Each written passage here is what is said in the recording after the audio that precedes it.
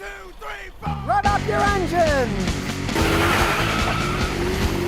Alright, people always ask me about larger SUVs, especially American ones. Here's an interesting one.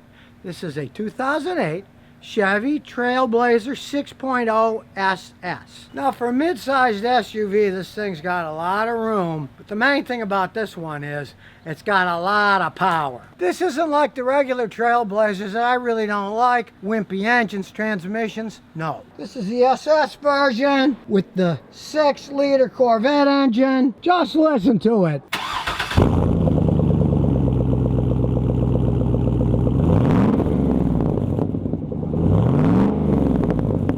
It's got that V8 rumble. It's nothing like a regular Trailblazer. Now, they weren't giving these things away. This particular one was about $38,000 when it was brand new. But check under the hood. It's got the big Corvette V8 engine in it. And yeah, you know, otherwise it's a crappy GM, like the plastic. It's got twist ties holding some of the stuff on. Open it up here. We can see the window's cracked. There, now you can see the crack better in the window. Now, being a fancy one, it's got leather seats. Being an SS, black and silver. Not a bad color combination for a truck, really. But again, it's the engine that sets it off. Got that rumble to it. Look, it's even got a race timer if you want to race this truck around. Now this thing's got 103,000 miles on it. And yes, it still goes like stink. When I was road testing it, when I took off in first gear, it started going sideways. Obviously, it's got a lot of power. Vice versa, it gets horrible gas mileage. Yes, it's a big, relatively heavy vehicle. It does have 390 horsepower, but generally, they get about 11, 12 miles a gallon in town. This particular one's getting 15.5 overall city and highway. So, you know, they're not gas miserly. But recently, with the price of oil going so low, hey, maybe it's time for one last joyride with the last of the great V8s. Gas is getting cheaper, so something like this might be okay for a while. Let's face it, Americans never really were long-term thinkers anyway, so you want something big for the family? Well, look at the back. Plenty of room inside. We'll open the trunk. Lots of room, well designed. Got the old hider so people can't see what's in and break in and steal whatever you got in the trunk. Nice hitch, and this baby can tow, let me tell you, with that 390 horsepower. Now you notice it doesn't have a roof rack. Well, there's a lot of room inside this thing anyway. And if you ask me, it makes it look a lot more stylish. Now, if you followed me, I tell people don't buy a Trailblazer. They're not that well made. But the SS version, another thing. Corvette engine in it, it's a strong vehicle. This thing still runs like stink, even though it's 12 years old. But when I scanned it with my blue driver, 22 codes on this thing. It's a typical GM in that respect. And most of the problems, you guessed it, electronic. The electronics are getting weak on it. Still runs fine. I mean, if you get your hands on one of these used that's still in good shape, can be a fun vehicle. Just do not expect perfection. It's going to get codes. Check engine light's going to come on. But having this monster V8, it still runs like stink. And if you live in an area where they don't do those testing every year of the vehicles, like Wyoming or wherever, or out in the country, so what if you check engine lights on, it runs good? Who cares? Now, if you live in a big city like Houston, that's another story. You got to get it to pass the emissions test every year, which can be a royal pain in the butt. I mean, I know people that live in a city, but they got relatives out in the country, and they just register the car out in the country. And then they drive it in. Every year they take it out and visit, get their inspection done in the country, because the country inspections are just safety inspections. They're not emissions inspections, so they get by it that way. Start up and take for a spin and show you what this thing is all about. You step on the gas, it goes.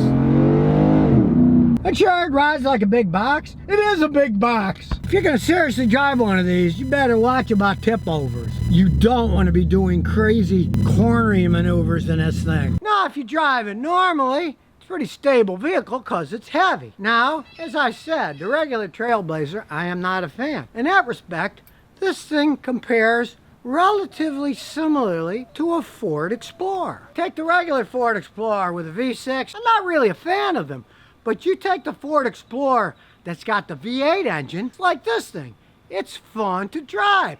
Has a lot of power.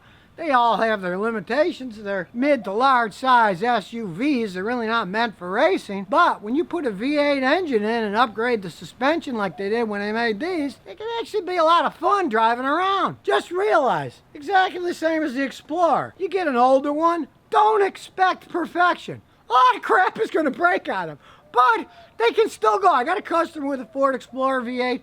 He's got like 290,000 miles on it. It's a little hard to start, and the steering's starting to go a little bit, but it still goes down the road. And that V8 sound, you just can't beat it. They're all going to be phased out because of pollution and gas mileage restrictions, but it looks like things are changing a little bit in the United States. And like I said, is gas being as cheap as it is now? Hey, maybe have one last fling with one of these things. Got a nice aggressive look too. Got a mean eyes, little mouth going on there.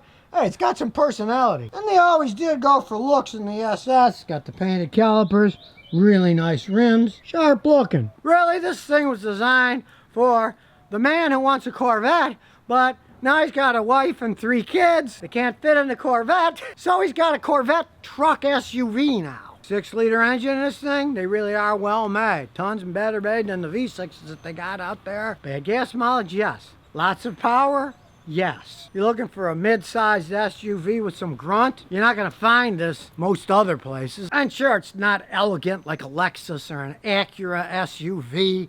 It certainly doesn't handle like they do. But if you're looking for a muscle car version of an SUV, these things can be fun for what they are. And here's some bonus questions and answers. James Self says, Scotty, when do you buy OE equipment over aftermarket parts for your vehicle? Very good question. I even got a video on that. You can watch that.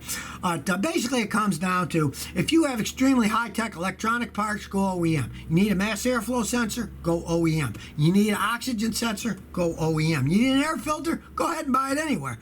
Now, alternators, there's a lot of good aftermarket alternators that work for cars because there's a ton of them out there sharing the same one, and they can be decent stuff. And you're going to get something like brake pads. Sometimes the aftermarket ones are better. Akabono brake pads are often better than the original ones. Now, some cars do come with Akabono original. If they don't, you can buy Akabono ones and they're better than the original equipment ones. But when you deal with high-tech electronics, generally best to stick to original equipment, any sensors, stuff like that. EJCHD says, Scotty, what are your thoughts on the 2006 GMC Colorado 3.5 inline 5? Okay, as you can tell, Barty just talked about GM. I'm not a GM fan, but that 3.5 inline 5-cylinder engine is a good engine. 2 blocks down the street here. He has one. He's got 300-something miles on it. He uses it for hotshot delivery. But then again, he spent a ton of money putting a fuel pump in a gas tank, fixing the AC that breaks all the time. The vehicle itself is relatively cheaply made, but it's a good engine. There's nothing wrong with the engines in the car. You know, but the rest of the vehicle, it's a GM cheaply made. You're going to be fixing stuff in it all the time. Charlie Sheen's Lost to 10 says, I got an 05 Chrysler Sebring. My transmission won't shift. Check engine lights on and it says P1698. No bus message from transmission control module. You want to pray that the transmission control module is not bad because they cost a lot of money. Then you got to pay a mechanic to reprogram them. But realize those things have to have power and ground. On that particular vehicle, they often have grounding problems. The grounding wire is coming, it's bolted to the frame of the vehicle right on there. It's bolted on. Check that, because the one I had, that was all corroded. Took it off, got some emery paper, made it shiny, made the frame shiny, bolted it on, and voila, it went back to shift and right again. Because that particular ground is the grounding point for the transmission control module. And as I've always told people, electricity in cars is 12 volt, positive and negative. You have to have power going to a module to make it work, but you also have to have ground. If you don't have ground, you don't get a complete circuit, the module won't work, it'll trip that code, and the vehicle won't go anywhere. So pray it's that simple. Like I say, it's called Ground 108, and it's to the left headlight. Clean it off, put it in, and if that fixes it, you can say, hooray. Foregunner says, I got a 4Runner making a droning noise. I get going 50, 60, I hear a droning noise. All right, well, there's lots of things that can make noises, but on those, most of the time, it's the wheel bearings wearing out. The fast you go, if you hear that, it's only the wheel bearings or the tires. Bring 3 other people in the car, let them all stick their heads out the window. And if one guy says, hey, it's the left rear one, change the left rear axle bearings on it, then it's the bearings going. And if it's the right front, then change the right front wheel bearing assembly. That's generally what it is on those things.